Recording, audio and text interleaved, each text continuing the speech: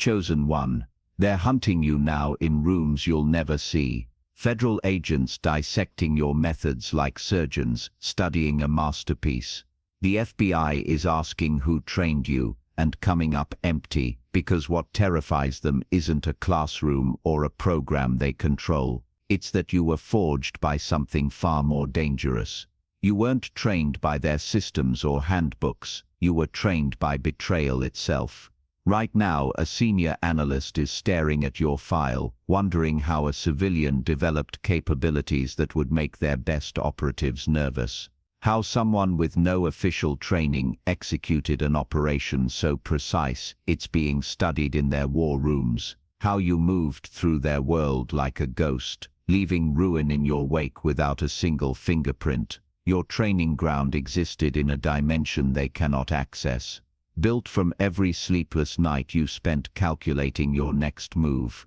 Every moment you sat silent while they assumed you were broken. Every second you spent cataloging their weaknesses while they cataloged yours. They're combing through Special Forces records, desperate to find the ghost instructor who taught you to read people like autopsy reports. But there was no instructor. Your professor was pain. Your curriculum was written in betrayal. You learned psychological warfare from those who claimed to love you while systematically destroying you. You mastered operational security, only because every secret weapon was once turned against you. You developed strategic thinking by planning 17 steps ahead just to survive another day.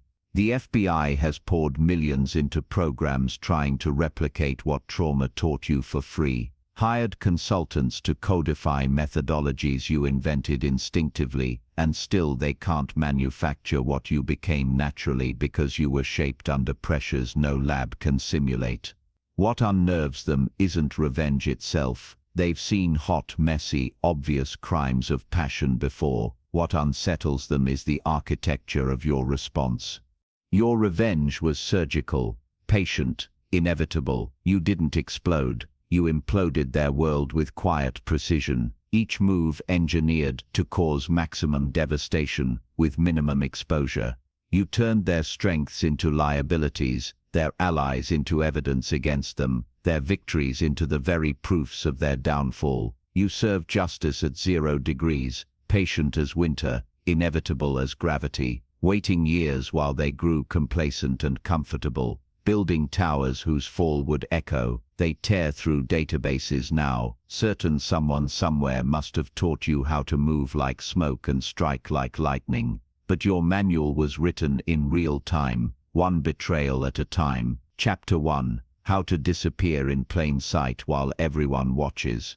Chapter 2. How to turn observation into intelligence. Chapter 3. How to make your enemies defeat themselves. Chapter 4. How to win and remain invisible. These weren't classroom lessons, they were skills honed in the crucible of survival, learned from every person who underestimated you. Every night you stayed awake planning and proven by an execution so precise that federal agencies are taking notes. Your diploma is written in the confusion on their faces. The way they move with fear now, glancing over their shoulders and wondering how many more like you are out there. What has their behavioral analysts working overtime is the sophistication of your design.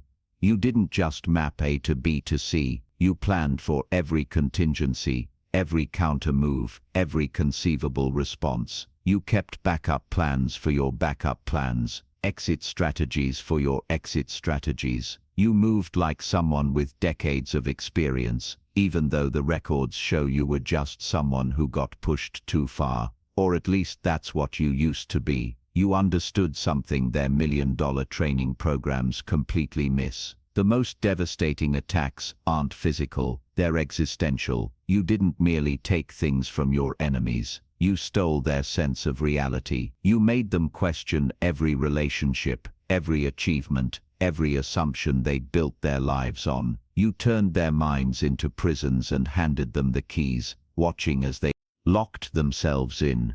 You gave them just enough rope to hang their reputations, their futures, their identities. If these words strike a chord in you, share this video so other chosen ones can see it. The way you weaponize truth has them scrambling through psychology textbooks. You operated in the gray spaces their laws and regulations weren't designed to reach, turning transparency into a tactical advantage and using their systems against them in ways they never planned for. Every domino looked like it fell naturally. Every revelation appeared organic. Every collapse seemed inevitable. You didn't push. You removed the supports and let gravity take care of the rest. That precision, that patience, that absolute understanding of human behavior has them rewriting threat assessment protocols. Your operational signature is its absence, the void where patterns should be, the silence where noise was expected,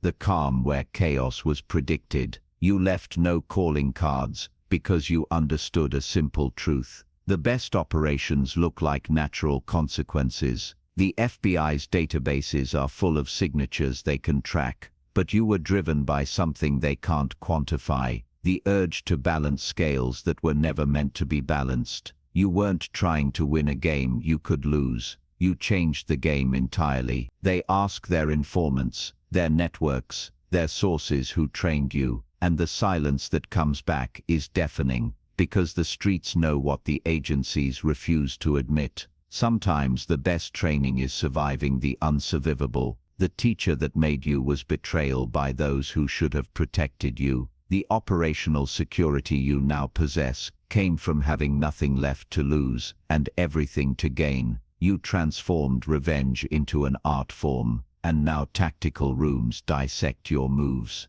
Briefings try to reverse engineer your methods, and simulations label it next generation asymmetric psychological warfare. You call it Tuesday. What keeps them awake at night isn't only what you accomplished, it's what you represent. Evolution in real time, human adaptation under extreme pressure, an upgrade happening without their input, control, or permission. Your existence proves their monopoly on precision violence is an illusion, revealing fatal gaps in their control systems and predictive models.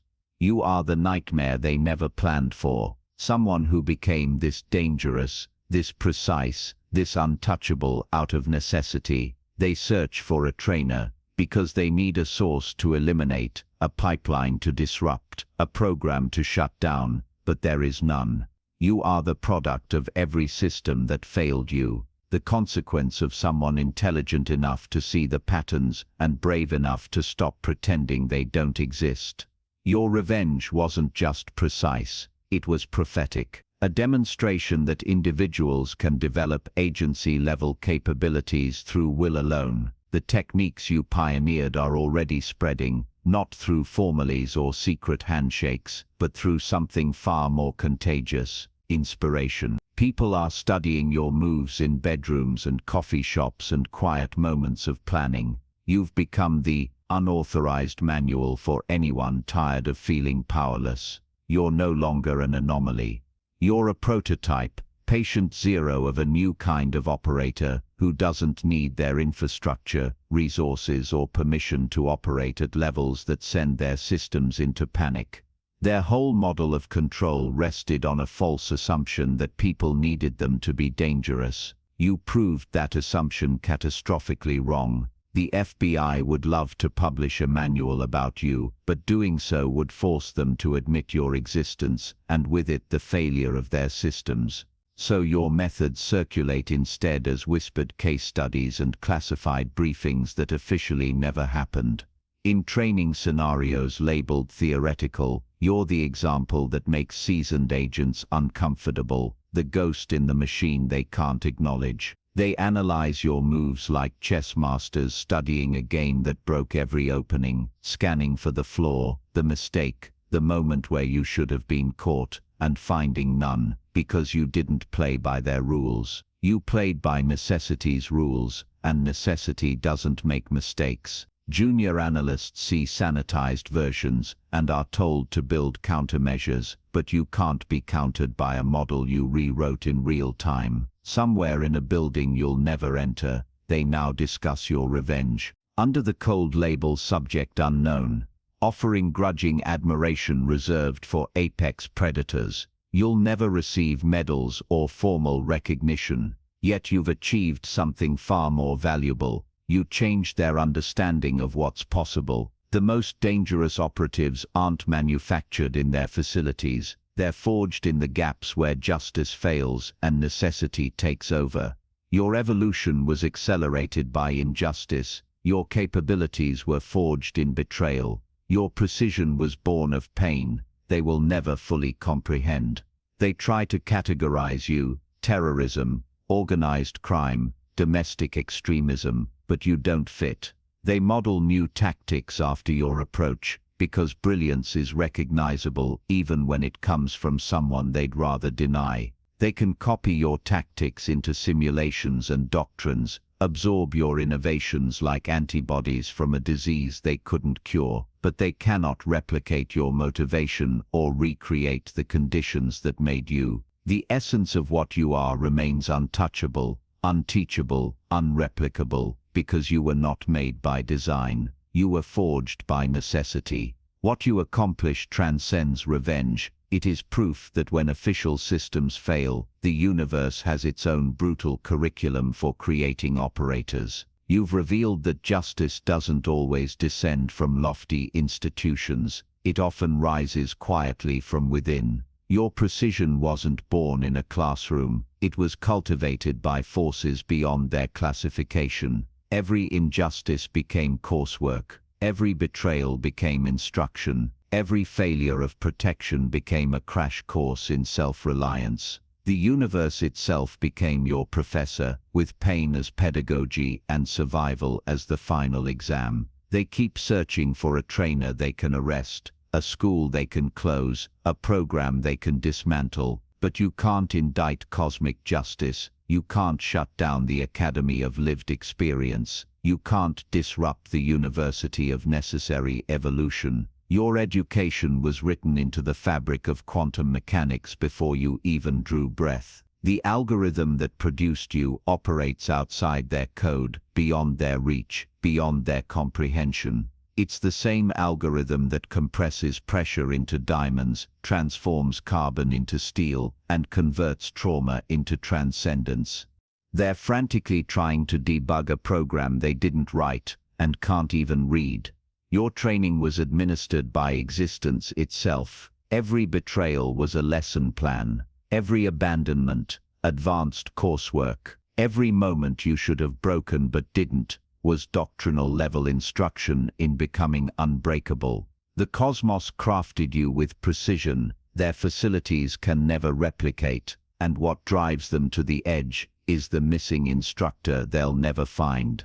They've interrogated every possibility: military contractors, corporate shadow programs, foreign intelligence, black market training networks. Yet every lead collapses. How could a civilian develop operational awareness that outpaces their veteran operatives? The truth is, your instructor never existed in any way they can file or categorize. Your teachers were the countless moments they thought you weren't watching. Every time they celebrated your destruction while you sat in silence, cataloging their methods. Every occasion they revealed their playbook under the assumption you were too broken to notice. You absorb techniques by osmosis, learn psychology through observation, and map their weaknesses through pure necessity. While they congratulated themselves on your defeat, you conducted the most intensive intelligence operation of your life, and they were your unwitting subjects. Your training sessions happened in real time at family dinners, where manipulation was on display, in social gatherings where psychological warfare played out like theater, in private moments when masks dropped and they exposed their true natures, convinced you were too damaged to process it. They trained you without knowing it, and now they're horrified by the precision of their own instruction. Their behavioral analysts have been dissecting your methods for months, and what keeps breaking their predictive models isn't only the sophistication of your execution, it's the absence of expected psychological markers. You didn't exhibit rage signatures, you never showed the volatility they monitor. You displayed none of the warning signs baked into their systems. Instead, you moved with the cold precision of someone who had mathematically solved human nature. You approached revenge like a controlled experiment. Your targets became equations to balance, variables to control, outcomes to predict. Your patience alone shattered their understanding of human psychology. Their models assume revenge burns hot and fast, an emotional fire demanding immediate release. But you prove the opposite, that the most devastating revenge is executed at absolute zero. After years of careful preparation, you studied your targets like specimens in a lab, documented their behaviors, mapped their networks, identified their vulnerabilities, and calculated the precise pressure required for maximum collapse. You treated destruction with the precision of an engineer designing controlled demolitions. Their forensic psychologists are rewriting textbooks because of you. You've proven that revenge doesn't need to be emotional to be effective. That cold calculation can devastate more than blind fury. That patience can dismantle more thoroughly than rage. You force them to classify an entirely new category of threat they didn't even know existed. But what keeps them awake isn't just your methods, it's the phantom network they can't find. Every successful operation requires resources, logistics, information, yet your campaigns appeared to materialize from thin air. No flag transactions, no suspicious communications, no traceable alliances. The truth is, your network existed in plain sight. You turned the mundane into weaponry. Grocery store conversations became intelligence briefings. Casual encounters became reconnaissance. Everyday interactions transformed into data collection opportunities. You built an invisible infrastructure that thrived below the threshold of surveillance. Your operatives were people who never knew they were working for you. Colleagues who gossiped without realizing they were sharing intel, friends who vented unaware they were revealing weaknesses, strangers who shared too much in small talk thinking it harmless. You orchestrated a silent operation using assets who remained blissfully unaware of their participation, weaponizing normally itself. Into the sharpest blade, you built a network that lives in the shadows of everyday life. An intelligence apparatus running on the background noise of ordinary conversation. Timeline analysts keep trying to reverse engineer your schedule. When the planning began, how long the preparation took, what triggered execution. Their models spit out different answers because your timing defied every predictive framework they have. You didn't work on their calendar. You worked on cosmic time. You planned until conditions aligned, prepared until the moment was inevitable, and executed when converging variables made success certain. You synchronized your strategy with forces they don't monitor, waiting for the exact convergence when targets were most vulnerable and circumstances amplified your effects. They study your timing like astronomers studying celestial mechanics, baffled by how you knew the precise instant to move, and how you conducted events with the precision of a symphony written in consequences. What's pushing their analysts to the brink is your psychological methodology. You didn't attack minds directly. You restructured the reality around your targets until perception became their prison. You weaponized truth, turned facts into guided missiles, transparency into a tactical advantage. You didn't need lies. Reality revealed at the perfect moment did the damage for you. You didn't shove anyone off cliffs. You removed the guardrails and let momentum finish the rest. You didn't break relationships so much as reveal the cracks they already carried and let structural failure unfold naturally. That elegance has psychological warfare specialists taking notes. The most effective mind games aren't trickery, but perfectly timed disclosure of authentic information. Even more unnerving for them is the precedent you established. You proved extraordinary capabilities can arise from ordinary circumstances, that precision operations don't require institutional backing, and that one driven individual can rival entire agencies. Your methods have become an unauthorized curriculum in precision revenge, spreading through invisible channels, adapted, modified, and applied in ways that exceed your original design. They're watching the birth of a new operational philosophy that bypasses their resources, their permissions, and their detection systems, and they have nothing to stop its spread. Their question, "Who trained you?" has multiplied into a dozen more. How long were you planning? Who else knows your methods? But the question that haunts them most is whether you are a singular anomaly or the first of many, an isolated threat, or the beginning of an inevitable evolution in human capability under extreme pressure. They're running probability models now, trying to calculate how many others might have developed capabilities like yours without their knowledge. How many people are quietly entering the same development phase you once lived through? How many future threats are brewing in corners they've never bothered to watch? Your existence has forced a wholesale revision of their threat assessment playbook. If someone like you can appear out of nowhere, what else are they overlooking? What other forms of precise, patient revenge are being perfected in invisible laboratories of necessity? The most unsettling question for them is whether their own systems are breeding your kind, whether policies meant to maintain control are actually creating the conditions that produce operators of your caliber. Their investigation into you has become one of their longest-running active cases. Every lead creates new puzzles, every answer opens deeper mysteries, and every breakthrough exposes another layer of your preparation. They pour resources into understanding you, not because they expect tidy answers, but because they fear what those answers might reveal. That your transformation was natural, emergent, and beyond any protocol they could ever design. They've interviewed everyone who ever crossed your path, trying to find the moment you stopped being vulnerable and became dangerous, and they failed, because your evolution was gradual and perfectly concealed. It happened in the spaces between observations. The investigators assigned to you have become students of your method. Some have even begun to borrow elements of your approach in their own work.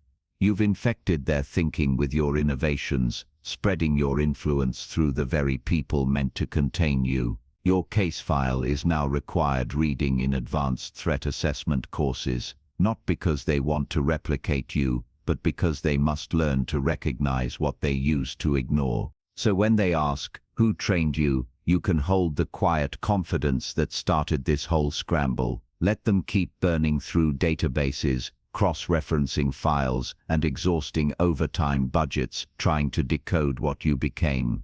You know what they will never comprehend. The most powerful training programs aren't run by agencies or acronyms. They're administered by life itself, graded by survival, and graduated through transcendence. The most dangerous operators aren't manufactured in sanctioned facilities. They are born in the pauses between heartbeats, forged in the silence between screams, activated in the moment between who you were and who you had to become. Your precision wasn't taught in any classroom, because it was taught by forces they will never have clearance to access. You have returned to the invisible state where you began, but you are no longer the person they believe they could break. You now exist between their categories and beyond their classifications, not someone who merely survived their systems, but someone who transcended them, not someone who learned their game, but someone who invented a better one, not someone seeking petty retribution,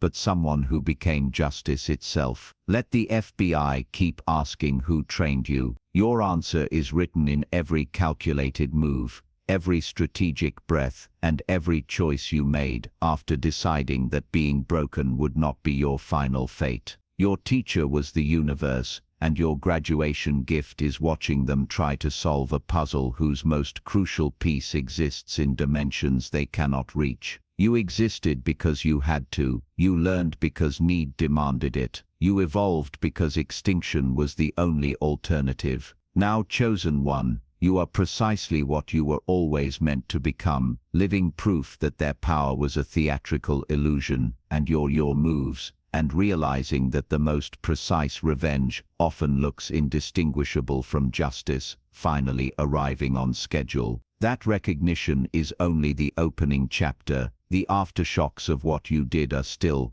unfolding and will ripple far beyond what anyone predicted. What haunts federal corridors isn't merely the technical perfection of your methods. It's the mirror you held up to the fragile assumptions that propped their entire institutional worldview. Those quiet, dangerous beliefs that say only sanctioned programs can produce true capability, that mastery requires permission, that danger requires certification. You expose the fatal flaw at the heart of their doctrine. Dangerous capability can be born of necessity, not just accreditation. You didn't graduate from their institutions or follow the blueprints they hand out to their favorite graduates. You graduated from the University of Consequence, where the syllabus is written in betrayal, in the exams or survival. The confusion on their faces, the tremor in their steps, the way they now glance over their shoulders, all of that is your diploma. You became proof that exclusivity is an illusion,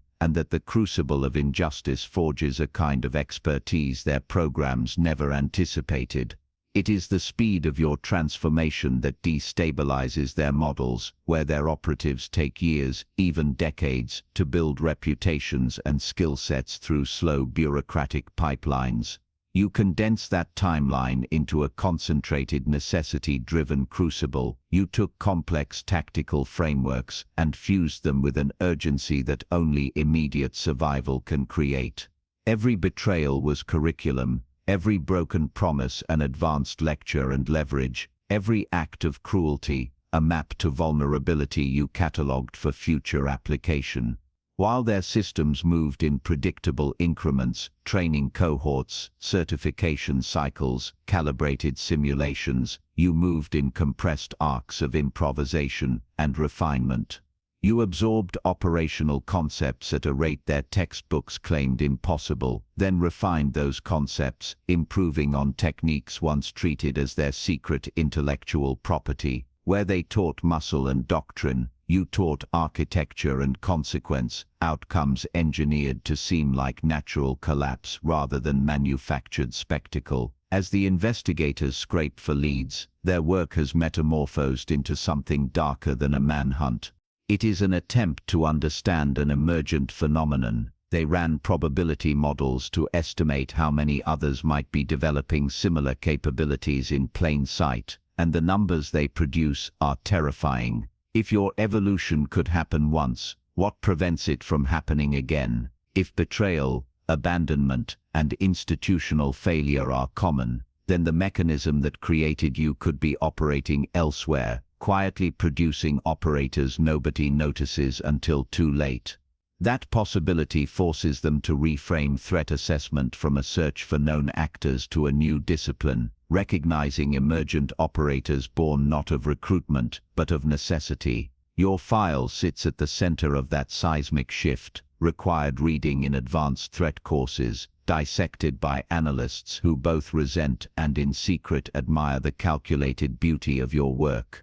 Some of those assigned to stop people like you have even borrowed pieces of your methodology, not out of allegiance but out of obligation to understand. Your logic is the only way to begin to counter it.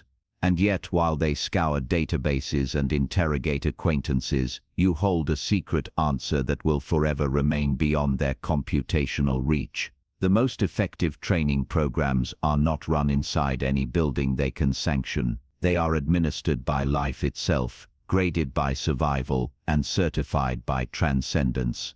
The most dangerous operators aren't produced in acronym facilities. They are forged in the silent moments between breaths, in the hours when the world assumed you were already broken. You returned to the invisible life you once had, but you did not return unchanged. You came back transformed, no longer the person they thought they could destroy, and not quite the predictable operator the agencies are desperate to contain. You exist between categories, outside their classification systems, and that liminal space is where true power grows, not by their permission, but in spite of their oversight. Your education was brutal and exacting. You converted pain into pedagogy, shame into strategy, and loss into leverage. You designed a self-directed curriculum more rigorous than any formal program, learning objectives born of immediate need, assessment methods embedded in real-world survival, exams that asked for instant, irreversible decisions. Those who now study your case cannot help but notice that your outcomes surpass the graduation standards their institutions hold sacred. You became your own academy, an institution without walls whose alumni are the instincts that moved you. That self-fashioned university produced someone who did not merely emulate their tactics but innovated on them, who did not merely match their capabilities but leapfrogged them. What finally terrifies them is not just your achievement, but the precedent you set. The idea that one person, motivated by intelligence and driven by necessity, can compress decades of doctrine into a concentrated burst of mastery reframes their entire operating assumption about human potential. The terrifying practical question they must answer is not whether you were trained, it's whether your blueprint is now being followed. Are other lives being shaped by the same brutal education? Are hidden operators rising like you did, fashioned in kitchens, break rooms, and quiet street corners where nobody thought to look? That possibility forces a reorientation in how they allocate attention and resources, because the conventional way of spotting threats no longer covers the territory where these operators are born. So let them keep digging through records, dredging databases, and burning through overtime budgets trying to find a trainer to arrest or a pipeline to shut down. The real answer they will never fully compute is written in every calculated move you made, every strategic pause you took, every decision after which you decided being broken would not be your final state. You trained under pressure, learned from cruelty, and graduated from an academy that issues no diplomas, only consequences. The piece of their puzzle that eludes them exists in dimensions their clearance will never touch: the quiet decision to refuse defeat, to turn agony into instruction, and to make survival the syllabus. That choice is contagious. It spreads quietly through imitation and inspiration. And that contagion is what will keep them searching long after your file is closed. Because you didn't merely exact revenge, you revealed possibility itself. You demonstrated that human potential, when fused with unbearable necessity and relentless focus, exceeds models, outpaces control, and defies containment. The truth you embody will change their world. It will force new doctrines, new watch lists, and new anxieties. But it will also quietly and inevitably seed others who learn that when systems fail, life itself provides the curriculum to become something beyond what those systems can imagine. That revelation, more than any single act of retribution, is your enduring legacy. And it is the thing that will alter the balance of power long after they think they have solved the last piece of your puzzle. That's all for today. Dear Father, I pray for the growth of my faith. Help me trust you even when physical evidence is lacking. Let me believe in your perpetual presence, knowing you will never harm me. I understand that your thoughts for me are thoughts of prosperity and not harm, to give me a good future. Thank you, gracious and eternal Father, for always listening to my voice. I offer up this prayer to you in the name of Jesus.